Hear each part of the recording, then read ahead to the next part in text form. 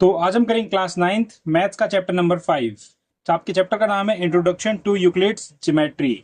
इसकी आज ये इंट्रोडक्शन वीडियो है। इसमें हम इस वीडियो में हम उन सब चीज़ों को समझेंगे जो इस चैप्टर में ज़रूरी हैं। बेसिक कॉन्सेप्ट समझेंगे इस चैप्टर का। चलिए फटाफट से हम इसको स्टार्ट करते हैं। तो इस चैप्टर का नाम देखेंगे हम। सबसे पहले इसका नाम है इंट्रोडक्शन टू यूक्लिड्स ज्योमेट्री, यानी हम ज्योमेट्री के बारे में कुछ चीज़ें जानेंगे जो यूक्लिड ने बताई थी। यूक्लिड अब कौन थे? यूक्लिड एक मैथमेटिशियंस थे जो कहाँ से बिलोंग करते थे, वो ग्रीक से थे। तो ग्रीक के एक मैथमेटिशियन थे जिनका नाम यूक्लिड था। उन्होंने ज्योमेट्री के बारे में कुछ चीज़ों के बारे में बताया, उसके कुछ नियम कुछ रेगुलेशंस बताए हैं। तो उनको हम पढ़ेंगे आज, ठीक है। तो यूक्लिड ने ज्योमेट्री के जो नियम हैं उनके हिसाब से जो ज्योमेट्री के लिए रूल्स थे उनको दो भागों में बांटा है। पहला है आपका एक्सियम्स और दूसरा है पोस्टुलेट। तो एक्सियम और पोस्टुलेट दोनों पढ़ेंगे फटाफट से हम जल्दी से। तो एक्सियम्स के अंदर क्या आता है?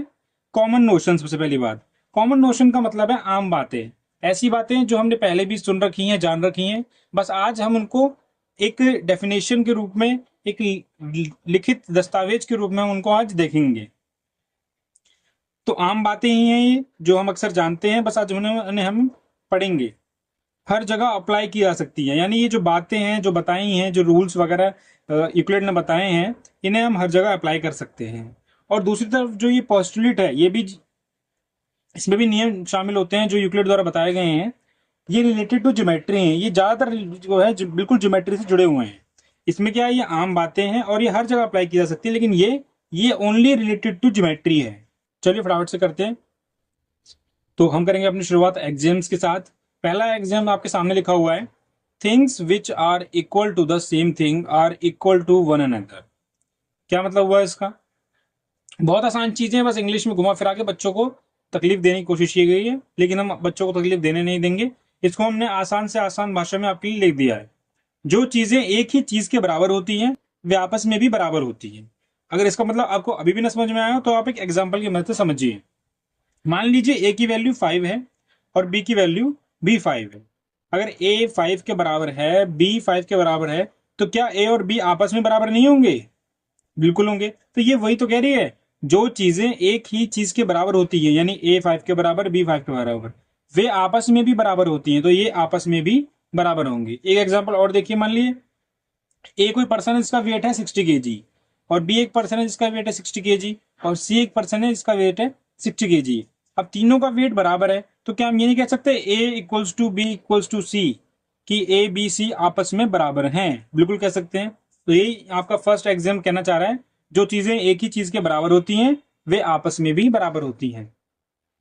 दूसरा एग्जाम करेंगे इसका हम, if equals are added to equal the whole are equal.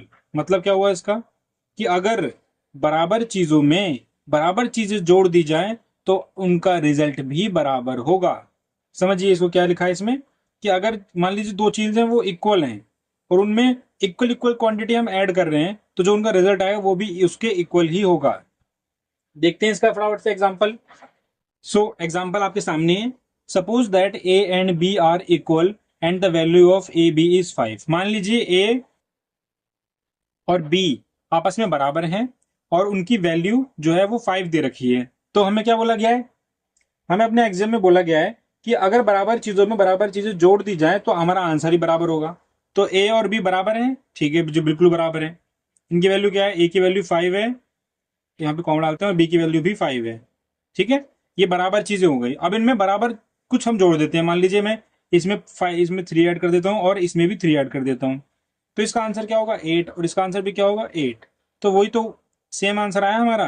तो हमने क्या पढ़ा था कि अगर बराबर चीजों में, यानी ए और बी दोनों बराबर है 5 5, इनमें बराबर चीजें जोड़ दी जाए, 3 3 जोड़ दिया, जो आंसर आएगा वो भी बराबर होगा। तो हाँ, हमको दिख रहा है साफ साफ कि हमारा आंसर आया वो भी बराबर है। थर्ड देखेंगे फटाफट से इसका, if equals are subtracted from equals the remainder are equal. ये बिल्कुल इसका अपोजिट है, कि अगर बराबर चीजों में से बराबर चीजें ही हटा दी गई तो आंसर भी बराबर आएगा। मान लीजिए दो आपके पास बोरी है, उस बोरी के अंदर गेहूं है, एक में 50 किलो और दूसरे में भी 50 किलो, यानी दोनों बराबर हैं। और बराबर में से ही हमने बराबर निकाल लिया। मान लीजिए एक में से 20 किलो निकाला, एक में से 20 किलो निकला, तो दोनों बोरियों में जो गेहूं होगा वो सेम होगा, 30 किलो। वैसे ही जैसे ए ऑप्शन में मैंने बताया आपको, ए में 30 kg वीट है और बी में भी 30 kg वीट है, दो बोरी हैं आपके पास।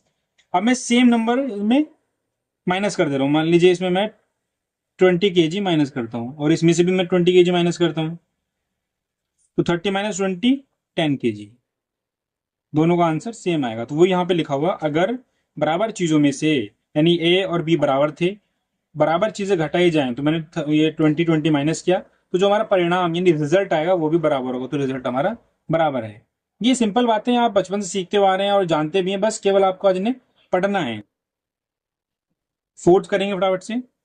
Things which coincide with one another are equal to one another, मतलब जो चीजें एक दूसरे में पूरी तरह मिल जाती हैं या एक दूसरे को पूरी तरह ढक लेती हैं, वे एक दूसरे के बराबर होती हैं। समझिए, फॉर एग्जाम्पल देखिए, मान लीजिए मेरा ये एक हाथ है, ठीक है, और इस हाथ के ऊपर मैं अगर दूसरा हाथ ऐसे बिल्कुल इस तरह से रखूं कि बिल्कुल भी दिखे ना, तो ये कॉन्साइड हो गया ना, कि दूसरा वाला बिल्कुल दिख ही नहीं रहा है। ठीक है, तो वही इसमें लिखा हुआ है कि जो चीजें एक दूसरे में पूरी तरह मिल जाती हैं या एक दूसरे को ढक लेती हैं, वो आपस में भी बराबर होती हैं। अगर मेरे इस वाले हाथ को इस वाले हाथ ने ढक लिया, इसका मतलब दोनों हाथ क्या है, बराबर हैं। एक एक और एग्जांपल समझने की कोशिश करेंगे फटाफट से। आपके सामने एक 100 रुपए का नोट है जो मुझे बड़ी मुश्किल से मिला है, ठीक है, और फिर मान लीजिए ये दूसरा 100 रुपए का नोट है। अगर मैं इसको इसके ऊपर रख देता हूँ पूरी तरह अच्छे से, ठीक है, तो इसने क्या कर दिया, पहले वाले नोट को दूसरे वाले नोट ने अच्छे से ढक लिया, तो इसका मतलब क्या हुआ, ये सामने जो लिखा आपके, जो चीजें एक दूसरे में पूरी तरह मिल जाती हैं या एक दूसरे को पूरी तरह ढक लेती है, तो इसने पूरी तरह ढक लिया, तो वो आपस में बराबर होती हैं। तो हाँ, ये आपस में बराबर हुए। इसका फिफ्थ करेंगे। इसमें क्या लिखा हुआ है, the whole is greater than the part. इसका मतलब क्या है कि मान लीजिए कोई चीज है आपके पास, ठीक है, तो पहले मैं हिंदी में पढ़ता हूँ। पूरा हिस्सा उसके किसी भी टुकड़े से बड़ा होता है। ये तो हम नॉर्मल सी बात है, हम जानते हैं। मान लीजिए कुछ है आपके पास, मान लीजिए आपके पास एक पिज्जा है, ठीक है, तो पिज्जे में से आपने क्या किया, उसमें से एक टुकड़ा निकाला, तो जो पूरा पिज्जा था और एक टुकड़ा था, तो दोनों में से बड़ा कौन होगा। तो सीधी सी बात है, अगर किसी छोटे बच्चे से पूछेंगे तो बता देगा कि जो पूरा पिज्जा था वो बड़ा होगा। तो वहीं यहाँ पे वही चीज बताई गई है कि जो पूरा होता है वो हमेशा टुकड़े से या फिर किसी हिस्से से बड़ा होता है। एग्जाम्पल के लिए मान लीजिए आपके सामने ये चॉकलेट है, ठीक है, मैं अपनी बहन से छीन के लेके आया हूँ ये चॉकलेट, और मैंने इसका ये टुकड़ा तोड़ दिया, तो ये पूरा हिस्सा था पहले, ये इतना, और ये टुकड़ा, तो इन दोनों में से कौन सा बड़ा होगा। जाहिर सी बात है ये वाला बड़ा होगा, है ना।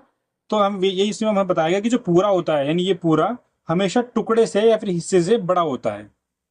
ओके, इसका सिक्स करेंगे हम फटाफट से। Things which are double of the same things are equal to one another, मतलब अगर मान लीजिए कोई चीज आपस में बराबर है, उनका हम डबल कर देते हैं। क्या कर देते हैं, डबल करने के बाद जो आंसर आएगा वो भी आपस में बराबर होगा। पढ़ते हैं पहले इसे हिंदी में। जो चीजें एक ही चीज का दोगुना होती हैं वे आपस में बराबर होती हैं। मान लीजिए ये ए है और ये बी, ए की वैल्यू 6 है, बी की वैल्यू भी 6 है। जो चीजें एक ही चीज का दुगना होती है तो दुगना कर देते हैं हम।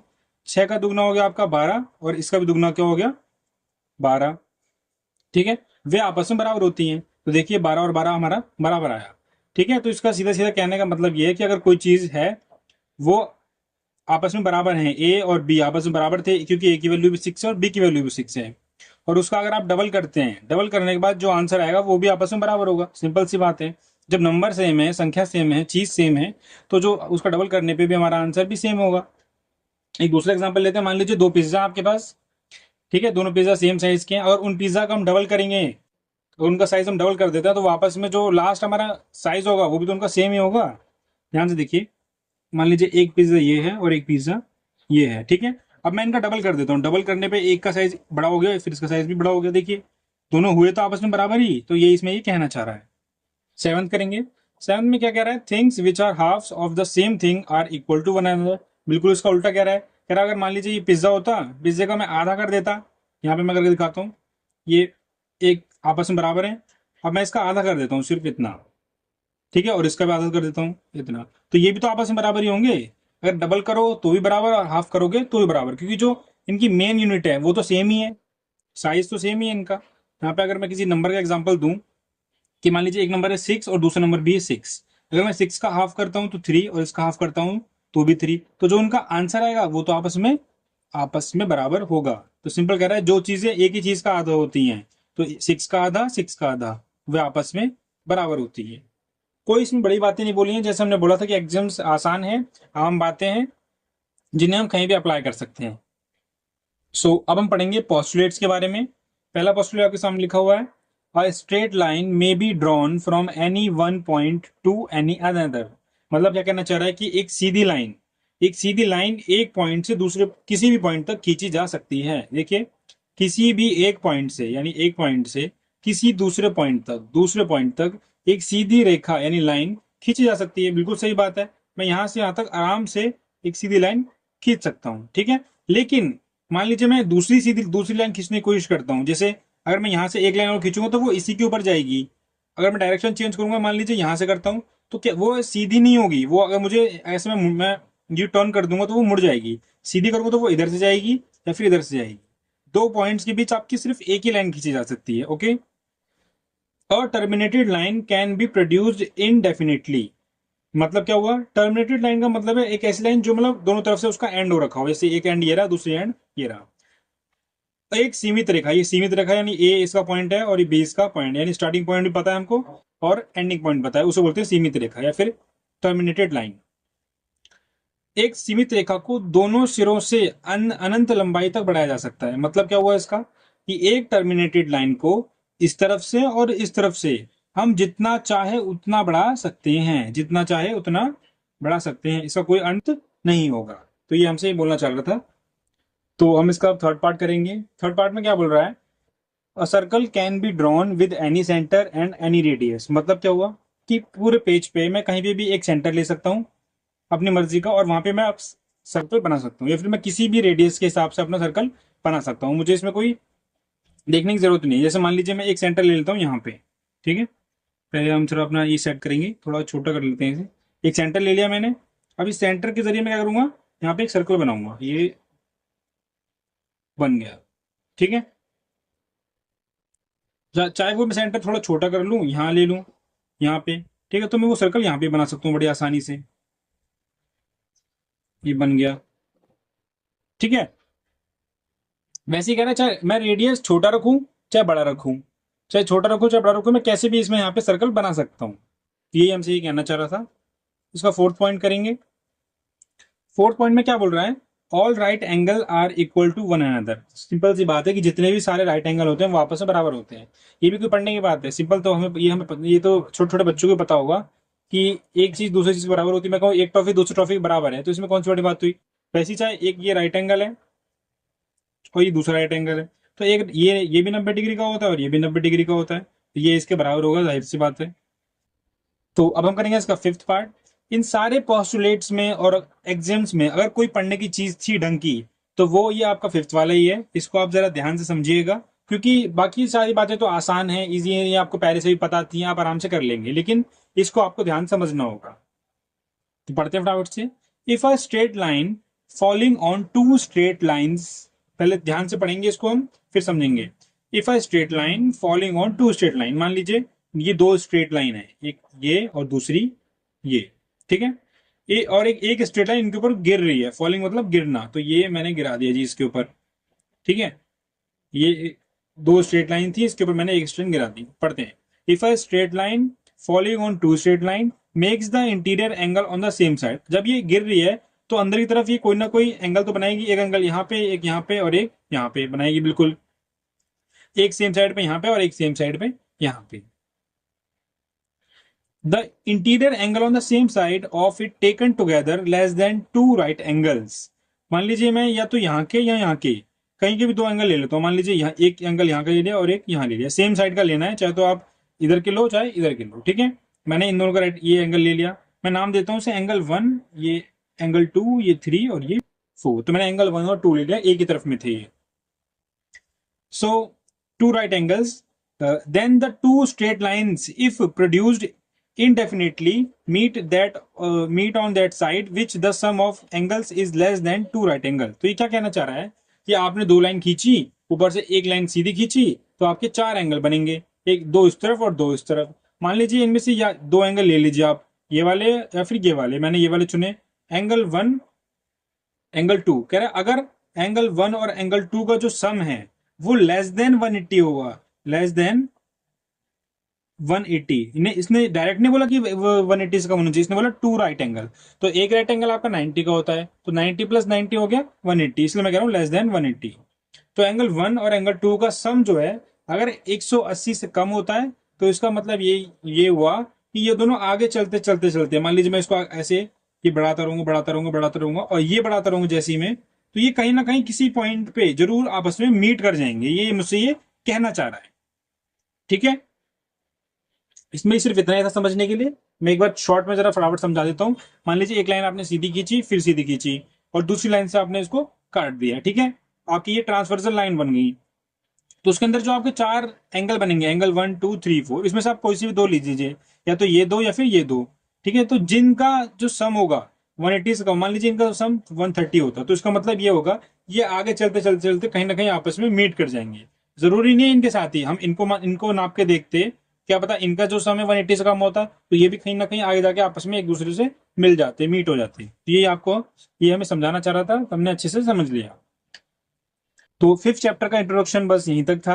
अगर आपको ये वीडियो अच्छी लगी तो इसे लाइक करें, शेयर करें और चैनल को सब्सक्राइब करें। इससे पहले के जितने भी चैप्टर थे और उनके इंट्रोडक्शन थे वो हमारे चैनल पे हैं, आप वहां पे जाके उन्हें आराम से देख सकते हैं। तो मिलेंगे अगली वीडियो में जल्दी, तब तक के लिए धन्यवाद।